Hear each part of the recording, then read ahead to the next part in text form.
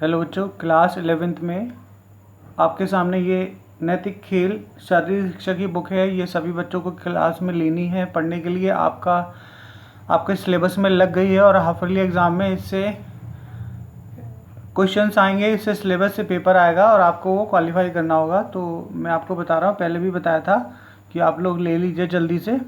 और इसमें 3 चैप्टर आपके हाफ ईयरली सिलेबस के हैं बच्चों। ये बुक जो है अभिषेक प्रकाशन की है।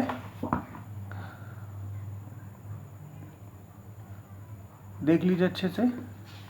और इसके 3 चैप्टर आपको करने हैं बच्चों। फर्स्ट वाला है नैतिकता के मूल कर्तव्य, परिवार तथा समाज दूसरे चैप्टर, और तीसरा नागरिकता का अर्थ एवं कर्तव्य। तो पूरे के पूरे चैप्टर आपको तैयार करने पड़ेंगे। एक्सरसाइज और चैप्टर में से क्वेश्चंस आएंगे, वो आपको करने पड़ेंगे। तो मैंने इसके 2 या 3 सेक्शन आपको पढ़ा दिए थे बेटा। अब आगे कंटिन्यू करते हैं यहाँ से।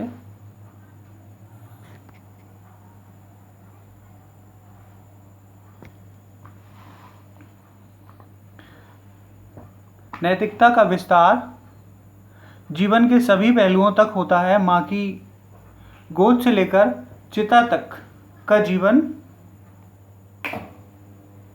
का कोई ऐसा क्षेत्र नहीं है जिसे नैतिकता स्पष्ट ना करती हो। इस प्रकार व्यक्ति से लेकर परिवार, समुदाय, राष्ट्र की इकाइयों से गुजरते हुए नैतिकता की यात्रा का समापन मानवता पर होता है। सेकंड पॉइंट है इसका, नैतिकता मानव व्यवहार की उपेक्षा अधिक कठोर नियंत्रण है, क्योंकि यह मनुष्य के विवेक में स्थित है, यह भीतरी है, अंततः स्फूर्ति है। इसलिए प्रत्येक मनुष्य सहज ही उनका अनुपालन करता है। मनुष्य को नैतिकता का एक बोझ या बाध्यता नहीं मालूम पड़ती और उसके व्यक्तित्व के विकास में नैतिकता वैधानिक योगदान करती है। थर्ड पॉइंट है इसका, नैतिकता से शारीरिक, बौद्धिक और आत्मिक उन्नति होती है। मानव जीवन में कल्याण नैतिक गुणों के फलन पर संभव है। नैतिकता के कारण ही हमारी प्राचीन संस्कृति आज तक जीवित है। नैतिक शिक्षा बालकों के अंदर सुंदर भविष्य का निर्माण करती है और उन्हें सद्मार्ग पर चलने की प्रेरणा देती है।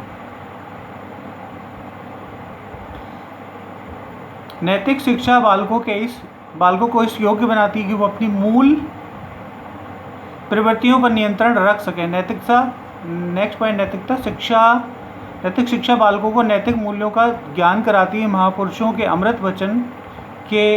अमृत वचनों से प्रेरणा लेकर वे उन्हें प्रेरित करती रहें। नैतिक शिक्षा महापुरुषों के जीवन के प्रसंगों के माध्यम से बालकों को नैतिकतापूर्ण आचरण करने की प्रेरणा देती है।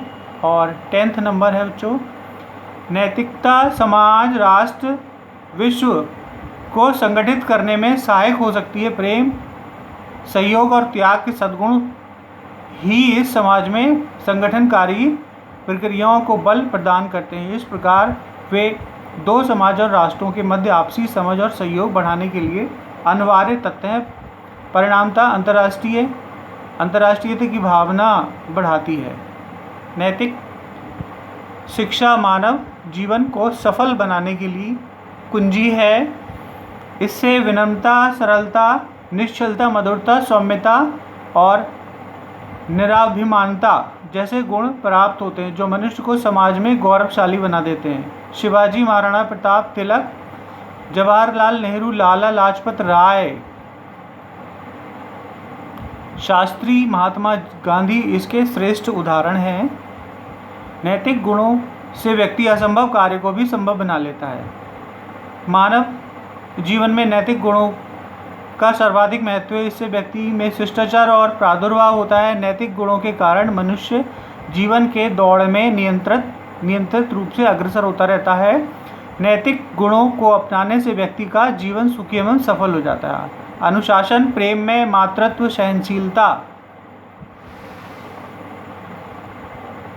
नियमबद्धता, तप, त्याग, अभ्यास, लगनशीलता आदि सभी अच्छे सद्गुण और नैतिक शिक्षा से ही प्राप्त होते हैं। ओके बच्चों, thank you so much for watching my video. आगे कंटिन्यू करेंगे बाद में।